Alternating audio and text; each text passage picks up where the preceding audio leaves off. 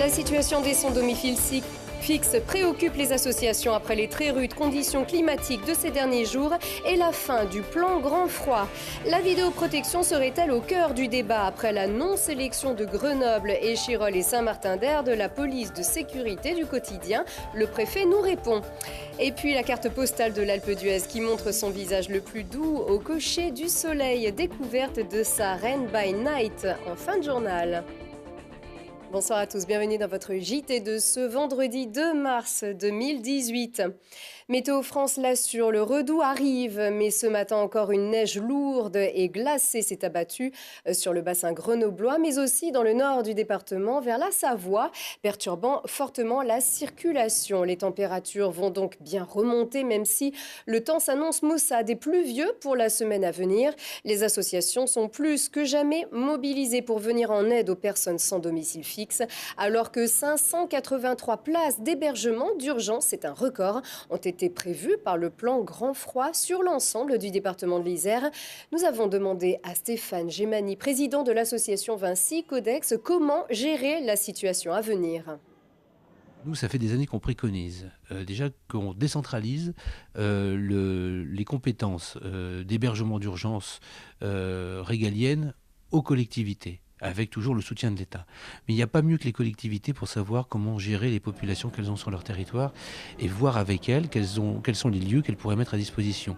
Ensuite, il y a une nécessité à ce que l'intercommunalité se dote d'un CIAS qui traite la notion d'hébergement d'urgence, de façon à ce qu'on ait de véritables hébergements diffus sur toutes les communes, à leur échelle, avec leur capacité, ce qui ferait grimper non seulement la qualité d'accueil, mais la quantité, puisque vous auriez beaucoup plus de places d'hébergement. Et ensuite, il y a aussi un autre détail qui n'est pas des moindres, c'est la régulation téléphonique. Et quand on appelle le 115, d'autres personnes peuvent appeler aussi pour d'autres raisons qui sont plus sanitaires. Et donc, il y aurait des plateformes téléphoniques à mettre en place, communes, de façon à ce qu'on puisse avoir une véritable réponse beaucoup plus importante et beaucoup plus efficiente qu'on l'a actuellement. Stéphane Gemani au micro de Charlotte Faulkner. Stéphane Gemani officialise son mouvement Grenoble 2020 et se positionne pour une candidature à l'élection municipale. Le conseiller régional invité de notre émission politique Le Récap Info ce vendredi a indiqué qu'il compte relancer le projet d'une rocade nord ainsi qu'une voie de circulation souterraine entre le boulevard Jean-Pin à Grenoble et la Porte de France. Il lance également l'idée d'une candidature de Grenoble pour les Jeux Olympiques d'hiver de 2034 ou 2038. Nous vous présentions il y a quelques jours la réforme de la police de sécurité du quotidien en rappelant la déception de Grenoble, Échirolles et Saint-Martin-d'Hères, absents des territoires retenus pour ce dispositif. Le préfet de l'Isère justifie cette non-qualification notamment par le rejet de la vidéoprotection. Écoutez-le.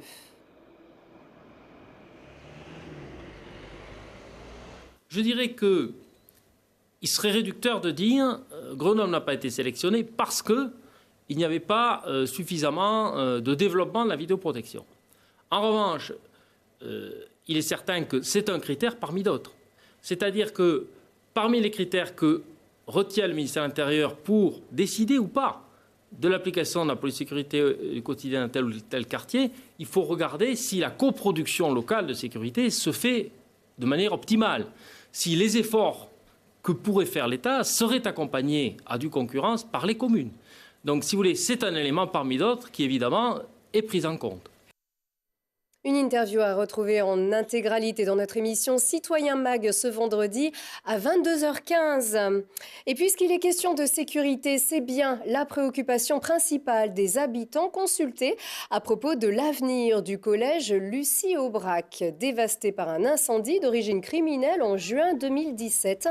Le département de l'Isère a révélé hier les résultats de l'enquête réalisée par l'IFOP et Synergie dans le quartier de la Villeneuve.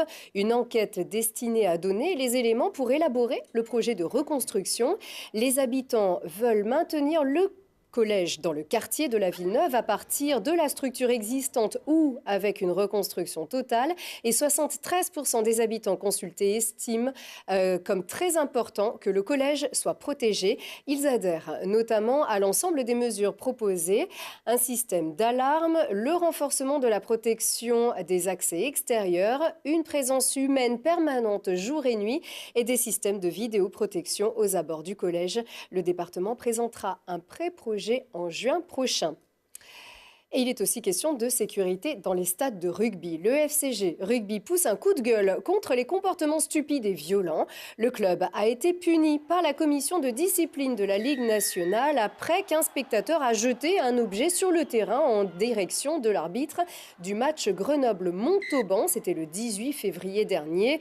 On voit très difficilement ce geste sur les images. Le FCG écope d'une amende de 6 000 €. Il a porté plainte contre la personne qui a été identifiée, indiquant qu'il s'agit d'un acte isolé, mais le club grenoblois a publié un communiqué appelant à la responsabilité. Nous ne transigeons jamais avec ce qui fait les bases de notre sport. Nous voulons retrouver une ambiance conviviale dans nos tribunes. Une campagne d'affichage rappelle les engagements et les devoirs des supporters. Les Brûleurs de Loup, eux, poursuivent leur série contre Mulhouse. Après un 5e match à Pôle Sud vendredi, les hockeyeurs grenoblois jouent une 6e manche de ces quarts de finale. Samedi, toujours à la patinoire Pôle Sud à 20h, et c'est un duel qui pourrait être décisif. Des duels, il y en aura aussi à la Halle Clémenceau ce dimanche. Le GUC Escrime organise la Coupe de France de fleuret féminin par équipe, entrée libre de 8h à 16h. Une carte postale qui nous vient de l'Alpe d'Huez, qui propose un privilège, celui de découvrir les pistes de Sarenne la nuit, un reportage de nos confrères de l'Alpe d'Huez TV. 300 mètres d'altitude pour admirer une nature féerique. Regarder les Alpes s'endormir et voir le soleil disparaître vers un nouvel horizon. La magie du moment et des lieux appelle à la contemplation.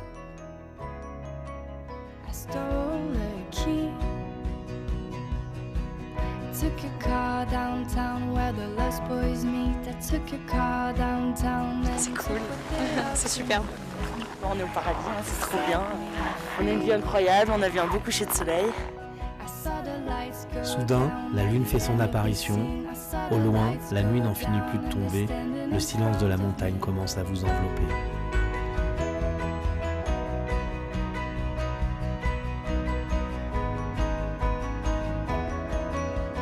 Mais déjà, il est l'heure de repartir. Donc on descend tranquillement, on est là pour se faire plaisir. S'il y a un souci, on s'arrête. Il y aura des pauses régulières tout le long de la descente. Vous voilà Luciole descendant la piste de Sarenne. 1 heure d'un ballet enchanteur à la lueur des lampes frontales.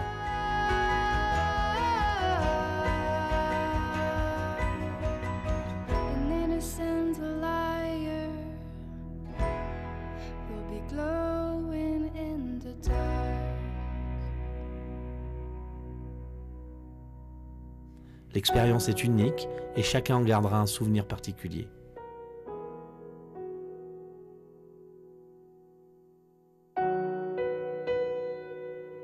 Ça fait des sensations différentes, je ne saurais pas trop décrire. On voit les étoiles, Ouais, ça change vraiment, c'est super. On a l'impression d'être À faire, tout seul, vraiment à faire. C'est extraordinaire, des super souvenirs. On est bien, on est silencieux, on entend le bruit de nos skis sur la neige qu'on n'entend pas forcément habituellement. On a d'autres sensations, on développe plusieurs sens peut-être par rapport à d'habitude quand on skie.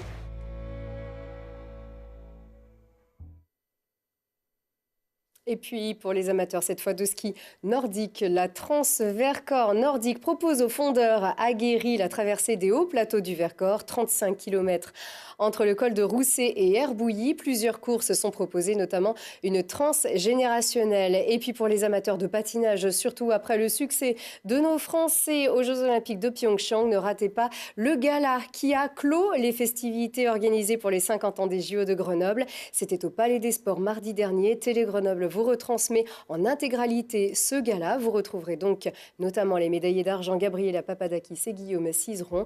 Un gala rediffusé donc dimanche à 21h sur Télé Grenoble. Très bon week-end à tous.